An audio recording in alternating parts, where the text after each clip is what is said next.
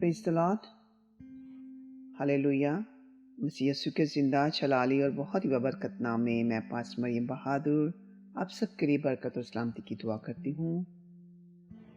अजीज़ों, हम सब जानते हैं कि हम इन दिनों लेंट सीज़न को सेलिब्रेट कर रहे हैं और आने वाली ईद की तैयारी कर रहे हैं, जब हमारा फसा कुर्बान हुआ, ईद क़यामतुल मसीह। आज एक बार फिर हम रोज़ों के ताल्लुक़ से चंद बातों को सीखेंगे, जैसा कि हम हर साल इन अयाम में रोज़ों के बारे में बहुत कुछ जानते हैं, सीखते हैं, पढ़ते हैं, सुनते हैं। और ये अच्छी प्रैक्टिस है हमें खुदावंद के ज़िंदा कलाम को सीखते रहना है और पढ़ते रहना है। खुदा के कलाम में से मैं एक reference पढ़ूंगी। Matthew chapter 6 verse 16 to 18। रोज़ों के ताल्लुक़ से खुदा यीशु मसीह अपनी ज़ुबान मुबारक से क्या तालीम देते हैं। जब तुम रोज़ा रखो तो रियाकारों की तरह अपनी सूरत उदास न बनाओ, क्योंकि वो अपना मुंह बिगाड़ते हैं ताकि लोग उनको रोज़ादार जाने। मैं तुमसे सच कहता हूँ कि वो अपना अजर पा चुके। बल्कि जब तू रोज़ा रखे तो अपने सर में तेल डाल और मुंह धो, ताकि आदमी नहीं बल्कि तेरा बाप जो पोशीदगी में है तुझे रोज़ादार जाने। इस सूरत में तेरा बाप जो पोशीदगी में देखता है तुझे बदला दे। आमीन। खुदावंद के ज़िंदा कलाम के पढ़े और सुने जाने पर खुदावंद की बरकत हो। अजीज़ों, ये रेफरेंस हमने जो पढ़ा है, इसमें से मैं सिर्फ एक वर्ड्स को या एक सेंटेंस को लूंगी। आज जो मैं आपसे बात करने वाली हूँ वो मेरा टॉपिक डिफरेंट है, जो मैं बात या कॉन्सेप्ट आपको बताना चाहती हूँ। लेकिन इस रेफरेंस से मैं सिर्फ एक ही आयत को देखूंगी। जब तुम रोज़ा रखो, ये खुदा यीशु मसीह की ज़ुबान मुबारक से निकले हुए अल्फाज हैं जो वो तालीम दे रहे हैं लोगों को। जब तुम रोज़ा रखो, जब भी तुम रोज़ा रखो, तो उसके बारे में जितनी भी बातें खुदा यीशु मसीह ने समझाई हैं उन पर हम बाद में गौर करेंगे। अजीज़ों, लेंट सीजन 40 दिन के रोज़े जो कि कलीसिया में दस्तूर के तौर पर शामिल किए गए हैं, क्या उनका जिक्र बाइबल मुकद्दस में हमें मिलता है या नहीं? What is Lent? 40 days of fasting। अजीज़ों, हम देखते हैं कि कलाम मुकद्दस में ना पुराने अहदनामे में ना ही नए अहदनामे में हमें इस तालीम का जिक्र नहीं मिलता कि ईद फसा यानी ईद क़यामतुल मसीह से पहले, मसीह के कुर्बान होने से पहले 40 दिन के रोज़े रखे गए। इसका कॉन्सेप्ट जो है वो कैसे आया और कैसे कलीसिया में इसको मुकर्रर किया गया। सन 335 ईस्वी में निकाया की कॉन्फ्रेंस में इसका फैसला हुआ और 6ठी सदी में पोप ग्रीगोरी की सरबराही में रोमन कैथोलिक चर्च में बाकायदा तौर पर इसे तस्लीम किया गया और लागू कर दिया गया।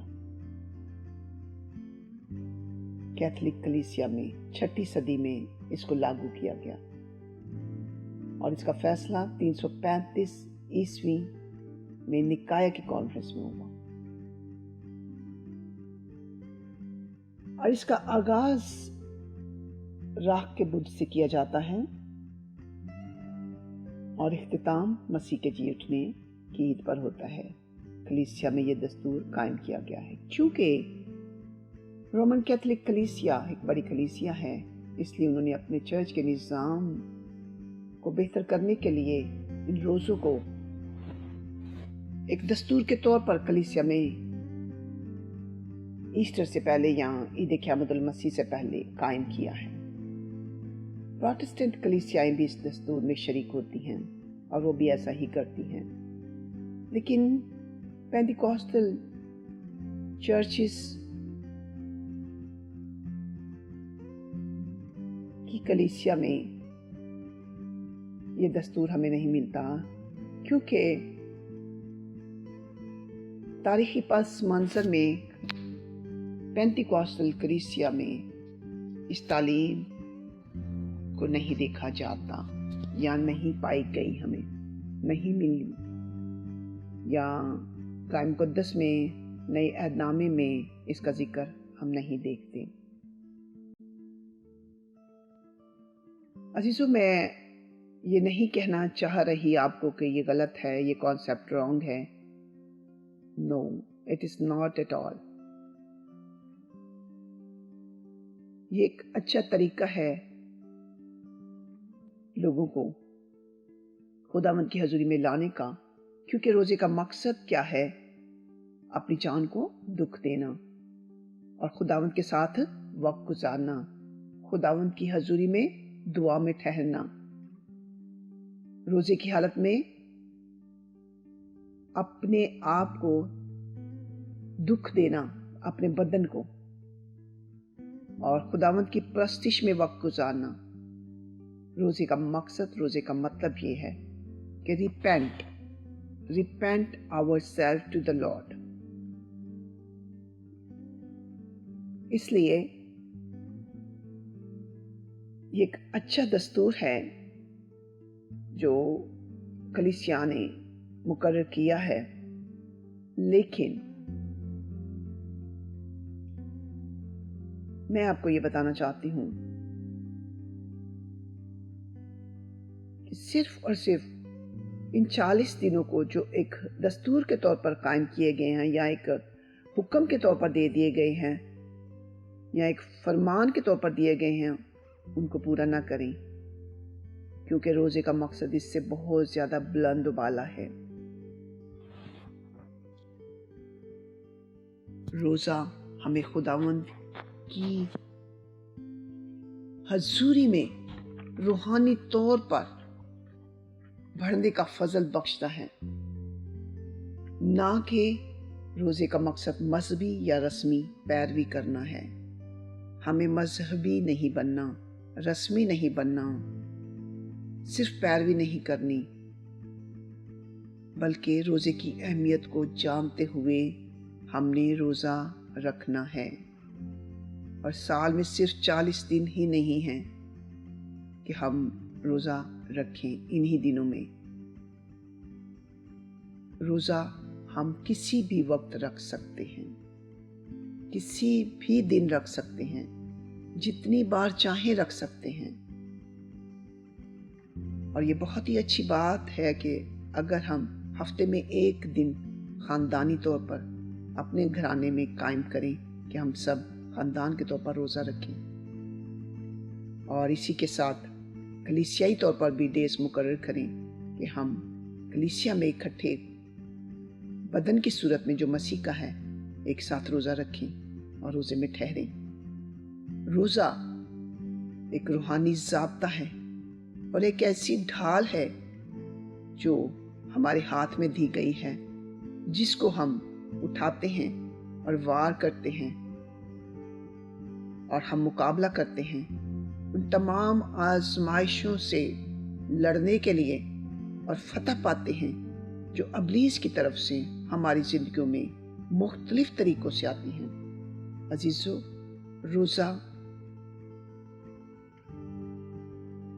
ایسی قوت ہے جو ہماری زندگیوں سے سارے بندھنوں کو، جوؤں کو توڑتی ہے، ہمیں ہماری زندگیوں سے، ہمارے گھرانوں سے ہماری ساری کمزوریاں، بدنی، جسمانی، روحانی کمزوریوں پر غلبہ پانے کی قوت بخشتا ہے۔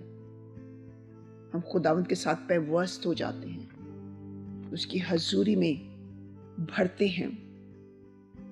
یہودی لوگ بھی عید فصح سے پہلے، عید کرنے سے پہلے روزہ رکھتے تھے۔